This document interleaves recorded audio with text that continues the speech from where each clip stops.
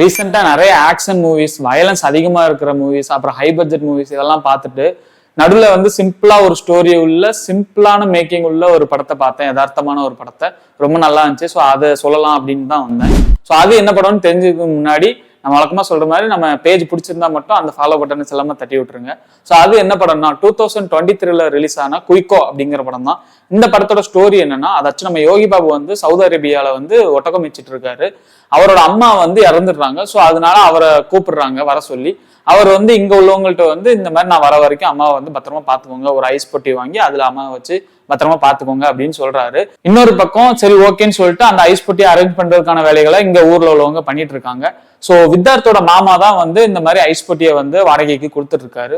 So அந்த டைம்ல வந்து வித்தார்த் வேற இன்னொரு பிளான்ல இருப்பாரு. ஆனா அந்த டைம்ல ஆள் யாரும் இல்ல அப்படிங்கறதுனால அவரோட மாமா வந்து வித்தார்த்தையே வந்து நீ கூட போய் ஹெல்ப் பண்ணிட்டு வந்துரு, அந்த ஐஸ் பொட்டியை ஒழுங்கா ஆப்ரேட் பண்ணிட்டு வந்துரு அப்படின்னு சொல்லிட்டு அனுப்புவாரு.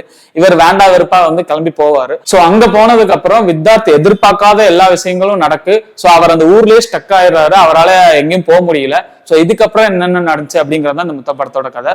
இந்த படம் வந்து நான் சொன்ன மாதிரி நல்ல ஒரு ஃபீல் குட் படம், அதாச்சும் காமெடி கலந்த ஒரு ஃபீல் குட் படம். இந்த படத்துல வந்து எனக்கு எஸ்பெஷலா வந்து யோகி பாபுவோட பெர்ஃபார்மன்ஸ் வந்து ரொம்ப பிடிச்சிருந்துச்சு. அதாச்சும் பயங்கர எமோஷனல் பெர்ஃபார்மன்ஸ் அப்படிலாம் இல்ல, ரொம்ப சிம்பிளா அந்த கேரக்டருக்கு ஏத்த மாதிரி நல்லா நடிச்சிருந்தாரு. நான் ரொம்ப என்ஜாய் பண்ணி பார்த்தேன் அவரோட ரோலை வந்து. பார்த்துட்டு பிடிச்சிருக்கான்னு சொல்லுங்க. அடுத்த ஒரு ரெக்கமெண்டேஷன் வரும்.